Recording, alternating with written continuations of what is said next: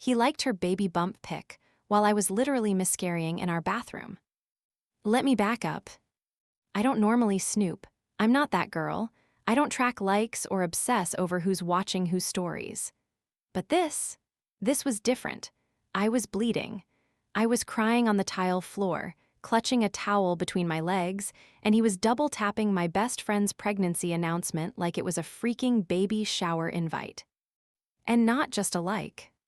No, he commented, "Glowing mama, you're radiant." Radiant. I read that word so many times it started to dissolve into just letters. Radiant. While I was curled into myself feeling like a crime scene, he was calling her radiant. Her name, Kelsey. She's been my best friend since middle school. We've held each other's hair back through heartbreaks, tequila nights, and even my bridal fittings. She was my maid of honor. She calls my daughter niece. She practically lived at our place while I was pregnant last year. And yeah, we had planned to try for another baby. We weren't exactly trying, but the idea was there. And then I lost it. Quietly. Just me and my pain and a barely there heartbeat that faded before it got loud enough to count. And while I sat on that cold floor, he was busy admiring someone else's bump. That was the first crack. I wish I could say it was the only one. The next morning, I pretended not to know. I got up, made coffee like always, packed Ava's lunch, even let him have the last blueberry yogurt like the stupid, doting wife I'd trained myself to be. I played the role because I still wasn't sure. Maybe I was being dramatic. Maybe grief was turning me into a jealous psycho. But then came post after post. Her hands on her belly. Her soft little captions like, "Can't wait to meet you," and 28 weeks of love. And always, there he was in the comments. "This baby's gonna have the best mom," or "such a lucky little one already." Not once had he said anything like that on my posts. Not even when I was pregnant with our daughter. I wanted to say something. I tried. That Friday, I brought it up while we were folding laundry. Real casual. Like, "Hey, you've been really supportive of Kelsey's pregnancy lately, huh?" He shrugged. "She's doing it alone. I just want her to feel seen." Seen. Funny word considering I started feeling invisible. And yet I let it go. Because I told myself he's being kind, he's a decent guy, and she's my friend. It's probably just nostalgia or guilt or whatever. But the way my stomach twisted every time she posted something, I knew something wasn't sitting right. It all blew up the night I heard that damn FaceTime ringtone. I was in bed, half asleep, and his phone lit up like a damn Broadway show. I glanced over and saw her name. "Kelsey." I froze. He answered whispering, "Hey, can't talk long." I slid out of bed like a ghost. My feet didn't even feel real on the carpet. I moved slow, like I was watching myself from above. Just a curious wife checking if her husband was secretly having a midnight chat with her pregnant best friend. I peeked around the hallway. And there she was. On screen, in pajamas, laughing, her phone angled low, the camera tilted. And there it was. Her belly bare, and on it a red lipstick heart drawn over a faint scar, right in the center. She traced it slowly with her finger. Then whispered, "He kicked when I said your name." My heart stopped. She wasn't talking about her baby. She was talking about him. And that scar, that wasn't from her fall in college like she used to say. I'd seen that mark before. On an ultrasound from when I took her to a clinic years ago. The one she begged me to never tell anyone about. And just like that, I knew. He liked her pregnancy pics because the baby was his.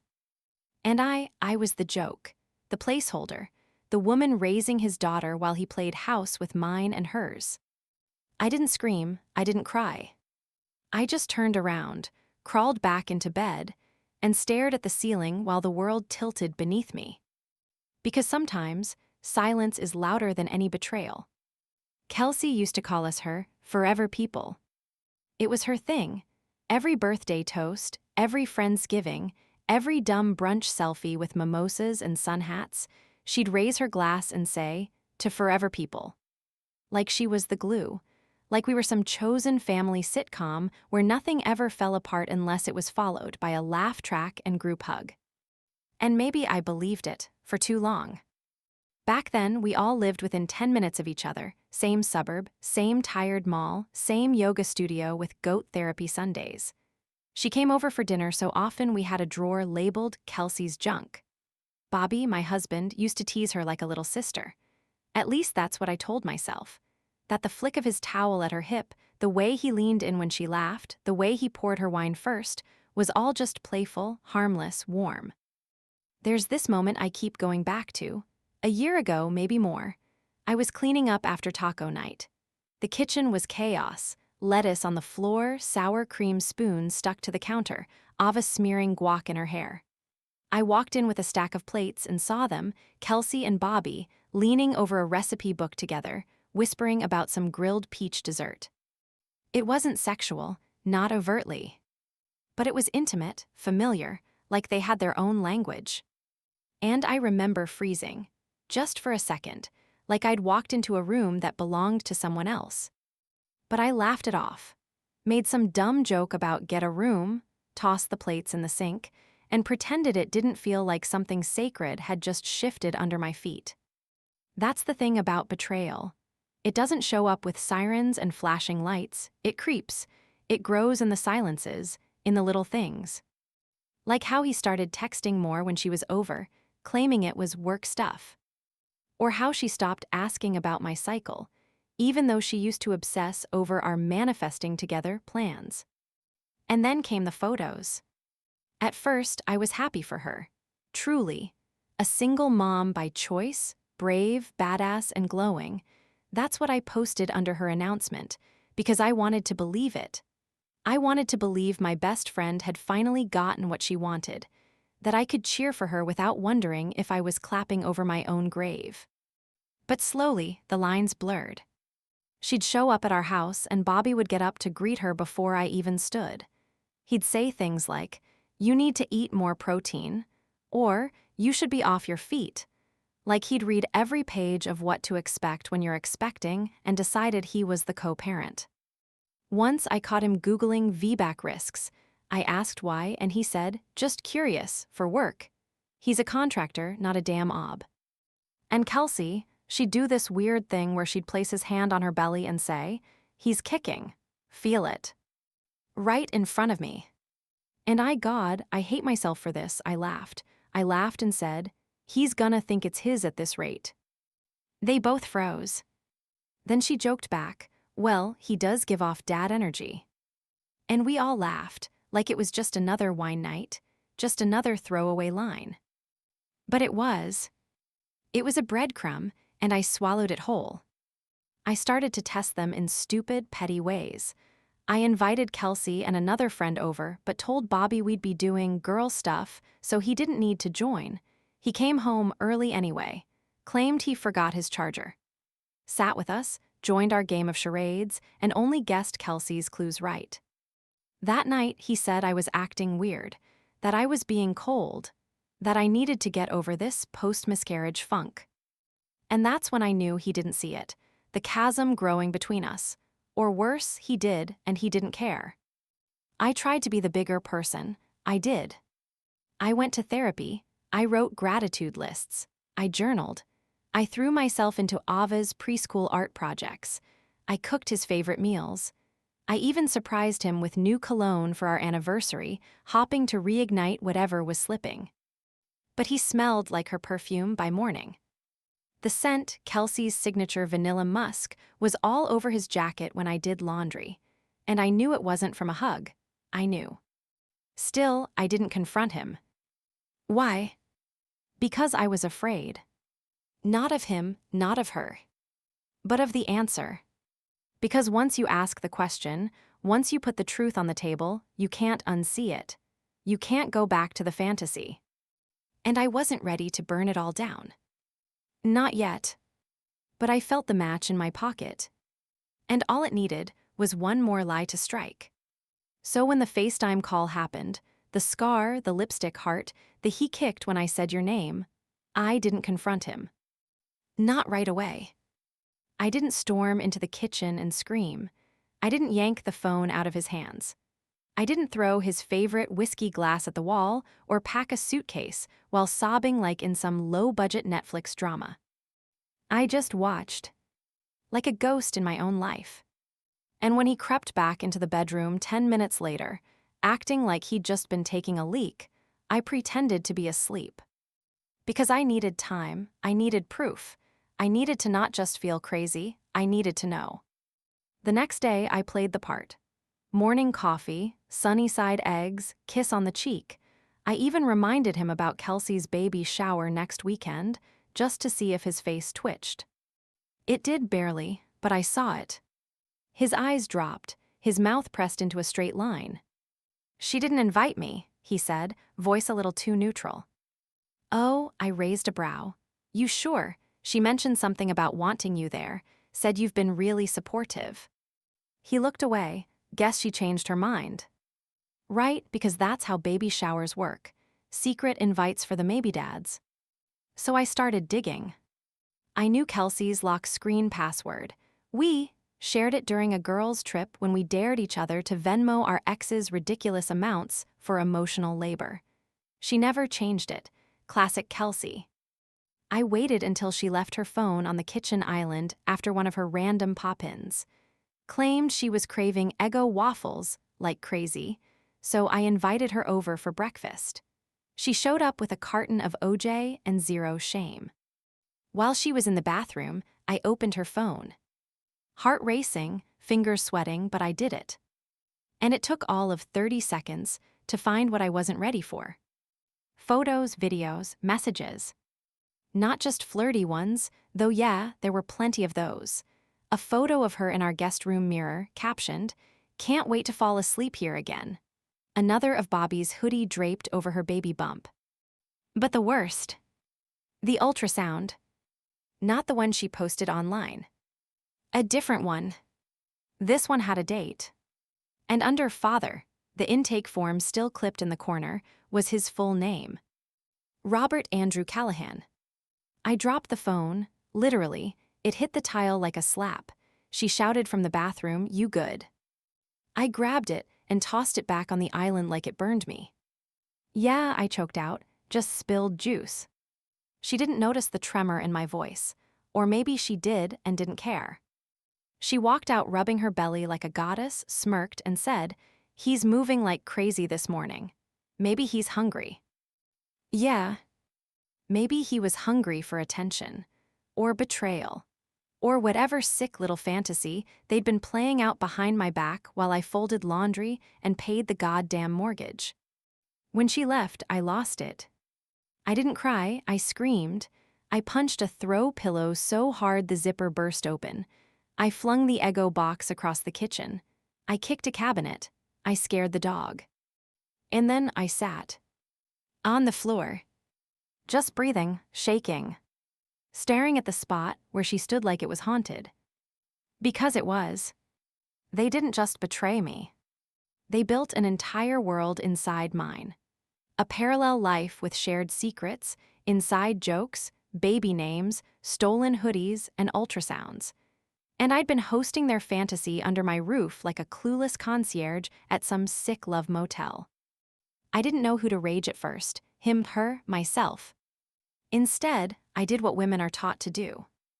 I got quiet, I got small, I cleaned the mess, I made dinner. And then I started planning. Not revenge, not yet. But clarity. I needed to know how far it went, how deep the lie ran.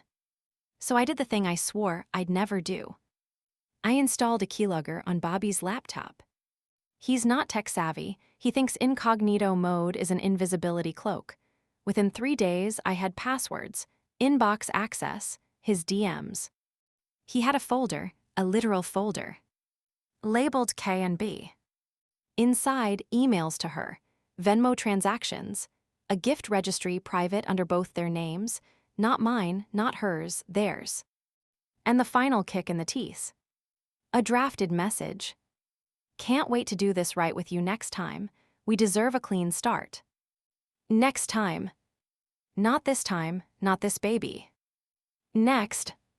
Like I was the trial run, like Ava was just practice. And I snapped. But I didn't yell. I didn't confront. I didn't pack a bag or show up at her door, screaming in front of her smug little pregnancy pillow. I made a plan. And it started with a picture. Next part, the twist, will come with the photo and what I did with it. So here's how it went down. First, I waited. I waited until the exact hour he always left for his Sunday morning run. Like clockwork, 8:03 a.m., after 2 scrambled eggs and a smug kiss on my forehead like I should be grateful he still bothered to fake affection. I waited until Ava was at my mom's. Then I went into our bathroom, stripped down to my underwear, pulled out the darkest red lipstick I owned, Ruby Rage, and started drawing. A heart big, bold, right across my stomach. Then I leaned in close to the mirror, angled my phone just right, and took the shot. Stomach visible, heart perfect, my hand gently resting below the curve like I was cradling something sacred. I added a filter, boosted the warmth, softened the light. Pregnancy glow, faked it better than they ever did. And then came the caption. Can't wait to meet you, little one. Double dad vibes, next chapter. I tagged him. I tagged her. And I posted it to my stories. Public, no close friends filter, no time limit. I wanted everyone to see. His boss, her doula. My college roommate who always said I never liked him anyway. Then I deleted the app. Not my account, not the photo. Just the app. Because I didn't want to watch it burn. I wanted to walk away while the fire was still catching. It took 23 minutes. That's how long it took before my phone lit up like Times Square. First text was from him, WTF is this? Then another, are you pregnant? Then, call me, now. Then all caps, is this a joke? Then silence. Then Kelsey, you're seriously doing this, what the hell? Then, you don't know what you're messing with. Messing with. Oh honey, I wasn't messing. I was burning the whole thing down. I ignored them both. Instead, I opened a bottle of wine at noon and turned on Bridgerton like I wasn't detonating 2 lives with 1 photo and 1 lie. Because here's the thing, they had built an entire narrative behind my back. They'd used my trust, my house, my daughter's bedtime schedule, my oven. Kelsey used to bake her prenatal muffins in my kitchen, for God's sake. So yeah, I gave them a narrative. One they couldn't control. One where I was pregnant again, with someone, no name, no details, just enough suggestion to drive them both crazy. Was it Bobby's? Was it someone else? Was I playing their game? I didn't clarify. Instead, I let them spiral. By dinner time, I'd received 6 more texts from Bobby and 3 calls from his sister. 1 from Kelsey's mom. 2 DMs from mutual friends, are you okay, and do you need to talk? And 1 message from my old boss who hadn't spoken to me in a year. OMG what? I smiled. Not because I wanted to hurt them, but because I finally stopped hurting myself. That night, Bobby came home early. The door slammed. I was in the kitchen, barefoot, peeling potatoes like some 1950s wife with a dark secret. He didn't even say hi. What the hell is going on? I looked up real calm, real slow. Hey babe, good run.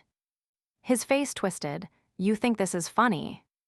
No, I smiled. I think it's poetic. You're not pregnant. Nope. So what the F was that? An announcement, I said, just like hers. I figured we're all doing those now. He stared, open-mouthed, eyes darting like he was trying to find the ground. You're insane. I dropped the peeler into the sink. No, Bobby, I'm awake. He didn't deny it, not once. Didn't say you're wrong. Didn't say it's not mine. Didn't say she lied. Just stood there, breathing, staring. And I swear, in that moment, he looked more scared than I'd ever seen him. Because he finally realized he wasn't in control anymore. I was. I turned off the stove, walked past him, and whispered, You should call her. Your baby mama's probably having a full-blown panic attack. Then I left the house. Just for the night, just to breathe, just to feel the air hit my face without the weight of his lies dragging me down. But I knew what I'd set in motion. And I wasn't done yet. I crashed at a friend, not Kelsey, obviously, and not one of our mutuals. No, I called Tasha.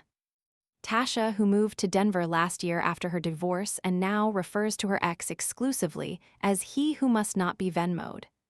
She was in town visiting her sister, and when I texted her, "You up for tequila and tears?" she replied, "Always. Want limes or a flamethrower?" She met me in the parking lot of a Target with travel-sized Fireball and a folding lawn chair. I swear, some women are angels with boundary issues. We sat outside her Airbnb and just processed. More like I monologued. I unloaded everything, every near miss I'd ignored, every late night, every "she's like a sister to me and you're imagining things."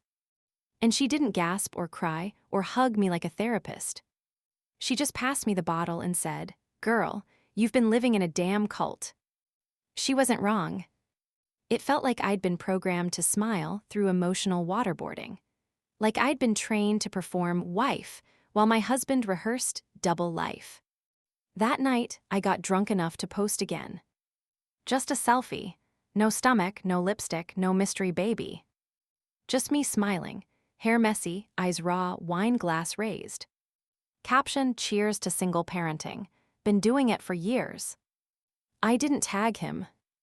Didn't need to. By the next morning, the comments were lit. "Wait, what? Girl, drop the story." Finally. One said, "I always knew something was off about Kelsey's timing." And that was the first crack in her perfect baby bump narrative. Apparently, I wasn't the only one doing math. People started whispering in DMs. Someone sent me screenshots from a local mom group. "Kelsey's baby shower seems weirdly secretive." Another said, "Didn't she live with them last year?" Someone even pulled up an old group photo where Bobby had his hand on her back and hers was on his thigh. It snowballed.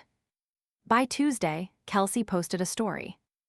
Just a blurry sonogram with a passive-aggressive caption, "Please respect our privacy during this exciting time." Oh, you are. Not the baby's. Oh, you are. So now it was official. But they still hadn't said the quiet part out loud. He hadn't come clean, she hadn't apologized. Instead, they did what cowards do. They went quiet and waited for it to blow over. But it didn't. Because here's the thing about silence on the internet, it makes noise. Especially when the people who used to adore your filtered fairy tale start to connect the dots you never meant to show. And in real life, Bobby slept on the couch for a few nights, then in the guest room, which still had her lotion in the drawer. I didn't touch it. I didn't scream. I let it sit there like a ghost he'd have to sleep next to. He kept trying to talk, saying things like, "You're blowing this up on purpose," or "We didn't mean for it to happen," or "You're acting like a child." And my favorite, "You're ruining our reputation." Oh, you are. I nearly choked. I told him, "You cheated. You lied. You had a whole relationship with my best friend under my roof. The only thing I'm ruining is the silence that protected you." He didn't answer. Men like him don't know what to do when the performance ends. So I started packing. Not because I was leaving, but because I wanted him to think I might. I boxed up our wedding album, put it on the porch, hung a sign on it that read, "Free to a good liar."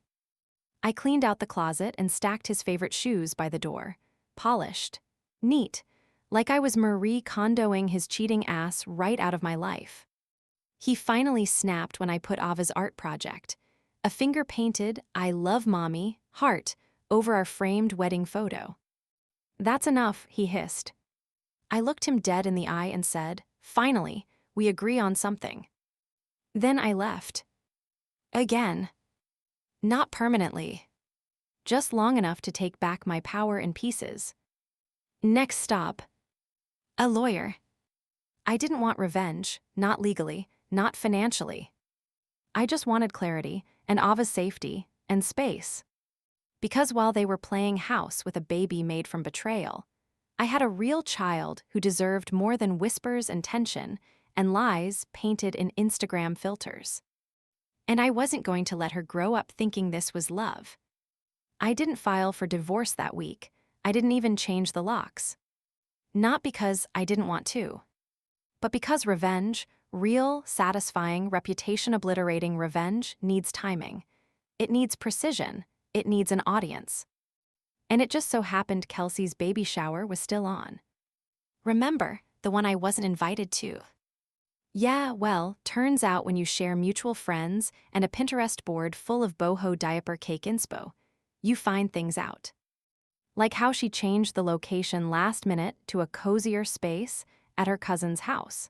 Like how the guest list mysteriously shrank to just close friends and family.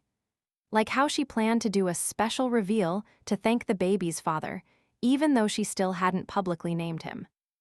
I did RSVP. I just showed up. And before you ask, no, I didn't crash it in a white dress. This wasn't that kind of drama. I wore a soft blue wrap dress. Understated, elegant, hair done, face calm. I brought a gift, wrapped in gold foil, tied with a ribbon. Inside, a frame. One of those split ones, side-by-side panels.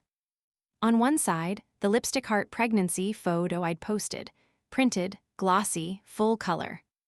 On the other, a screenshot of Bobby's drafted message to Kelsey. Can't wait to do this right with you next time. We deserve a clean start. I added a handwritten note. May your next chapter start with truth. Love, the other mother.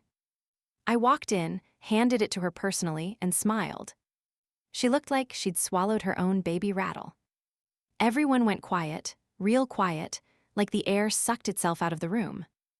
Bobby was there too, wearing khakis and shame. He tried to step between us, mumbled something like, "Let's not make a scene." I tilted my head and said, loud enough for the party to hear, "You made the scene. I'm just handing out the credits." Then I left. Just like that. No screaming, no tears, no fights. Just a slow exit while their perfect little baby brunch turned into an open casket for their image. I didn't stay to see the fallout. But I didn't need to. Because the next morning, Kelsey's Instagram went dark. Bobby's Facebook relationship status disappeared. Mutual friends stopped texting. One sent a cryptic "damn" and nothing else. Then the real cherry on top. I got an anonymous tip, some cousin of hers, I think, saying the cousin's husband overheard Bobby begging Kelsey not to drag him down with her. Said he needed time. Said he wasn't ready to blow up his life just yet. She apparently threw a glass at the wall and told him, too late, she already did it for you. That's when I knew I'd won. Not the marriage, not the morality contest, not even the dignity points. But I won back me. The part of me that doubted every gut feeling. That played nice while the floorboards rotted. That smiled through the slow theft of my reality. I wasn't his anymore. I wasn't hers either. And for once, the silence after the storm didn't feel like emptiness. It felt like peace. Looking back now, I keep thinking about this one night, months before the truth exploded. We were all watching a movie. Me, Bobby, Kelsey, even Ava curled up between us with popcorn in her curls. Some feel-good Netflix thing about blended families and forgiveness. One of those movies where betrayal gets wrapped up in a bow by the credits and everyone ends up hugging. I remember glancing over and seeing Kelsey tear up at the ending. And Bobby, he kissed my temple. I thought that meant something. Now I realize it meant nothing. Because people like them, they perform emotion. They sell comfort like it's currency. They rehearse sincerity until it sounds real, even to themselves. What I had to learn, painfully, slowly, ugly cry on the kitchen floor kind of learning, is that betrayal doesn't always look like sex in a hotel room. Sometimes it looks like concern. Sometimes it looks like loyalty. Sometimes it's buried in comments under baby bump photos that you wanted to believe were innocent. But they were. She used my friendship as camouflage. He used my home as cover. They used my trust like a coupon they cashed in every time they wanted to feel better about their mess. And me. I made it easier for them. Because I wanted the story to stay beautiful. Because I didn't want to be the girl with the broken marriage, the public scandal, the red lipstick heart that wasn't real. But now I am that girl. And weirdly, I'm okay with it. Because being the girl who breaks the silence is a hell of a lot better than being the woman who lives inside someone else's lie. I'm not going to say I feel empowered. That word feels too polished for what this was. What I feel is cleaner. Like the air around me isn't thick with half-truths anymore. Like I don't have to stage manage my own damn life to make everyone else comfortable. Ava's okay, she's resilient. Kids are made of rubber and magic and juice stains. She asks about Kelsey sometimes. I tell her she's busy with her new baby. And when she asks if Daddy, moving out, I say, he might be, but it's not your job to fix that. Because it's not. It never was. We're doing okay, me and my kid. We dance in the kitchen again. We paint our nails pink and red and gold. I let her pick dinner sometimes, even when it's just cereal and cheese slices. And Bobby. He still texts, still tries to thread himself back into the story like a recurring character who got written out too soon. I don't block him. I don't respond either. I want him to sit in the same quiet he made me live in. Let him hear how loud it gets. Kelsey never reached out, not once. Last I heard, she went off-grid, whatever that means for a woman who used to Instagram her cereal. I hope she's doing okay. Not because I forgive her, but because I don't want to carry her anymore. She was supposed to be my forever person. Instead, she became the chapter that taught me how to end things. And if I had to do it all over again, yeah, I'd still post the fake pregnancy pic. Because sometimes the only way to expose a lie is to beat them at their own game. Sometimes the lipstick heart is just a warning. And sometimes the scariest thing you can do to people who feed on secrecy is make a scene they can't delete. Subscribe to my Mia's Stories YouTube channel for raw, emotional stories and authentic insights that encourage healing, growth, and understanding. Don't forget to be part of a supportive space where stories inspire and lessons resonate. What do you think about this story? Let us know in the comments. Your opinion truly matters to us, and we're here for you.